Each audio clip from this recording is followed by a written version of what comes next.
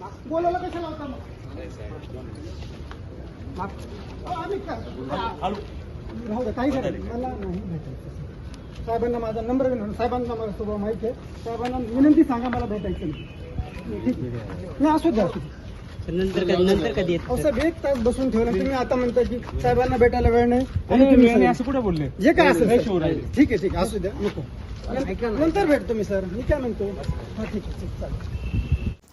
राज ठाकरेंच्या भेटीशिवाय परतले दिलीप गावित. कॉमनवेल्थ सुवर्ण पदक विजेत्याची नाराजी.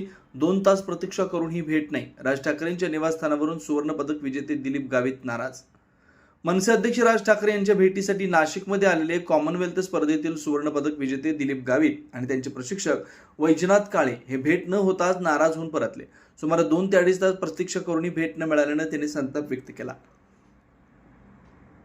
दोघे निघून जात असताना मनसेच्या पदाधिकाऱ्यांनी त्यांची समजूत काढण्याचा प्रयत्न केला, मात्र भेट द्यायची नव्हती तर बोलावलं कशाला असा सवाल उपस्थित करत त्यांनी तिथून प्रस्थान केलं.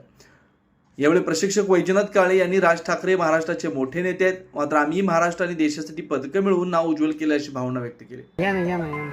अहो तुम्ही तसं नका टाकू, बोलू. तुम्ही गोल्ड मेडलिस्ट आहात.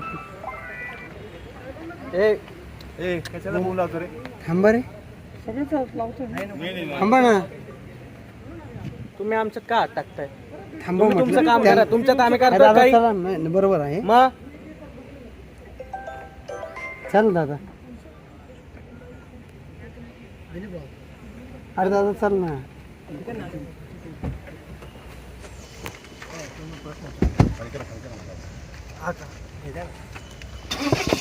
सर एक मिनिट आपण गोल्ड मेडलिस्ट आहात, भेटायला आला होतात, काय नेमकं झालंय?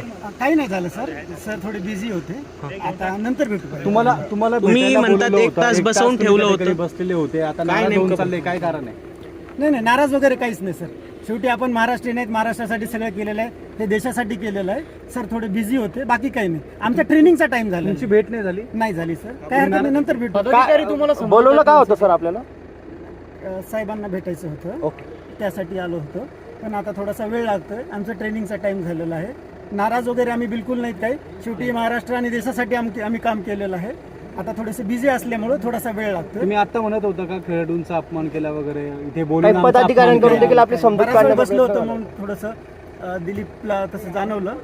खूप वेळ झालं बसलो. त्यांनी देशासाठी गोल्ड मेडल घेतलंय, तुम्हाला भेटणं पहिले अनिवार्य होतं. त्यांनी नाही, त्यांची कार्यकर्त्यांची मीटिंग चालू आहे साहेब, त्याच्यामुळे ते थोडे बिझी आहेत. बाकी काही नाही. तुमचा अपमान झाला असं म्हणताय तुम्ही?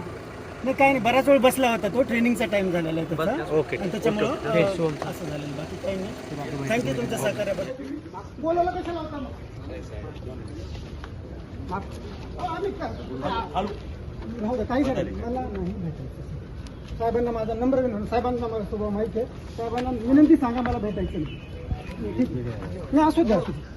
नंतर कधी येत? अहो साहेब, 1 तास बसून ठेवलं, तुम्ही आता म्हणता की साहेबांना भेटायला वेळ नाही, आणि तुम्ही असं कुठे बोलले? जे काय असेल ठीक आहे, असू द्या, नको नंतर भेटतो मी सर. मी काय म्हणतो, हा ठीक आहे, चालेल.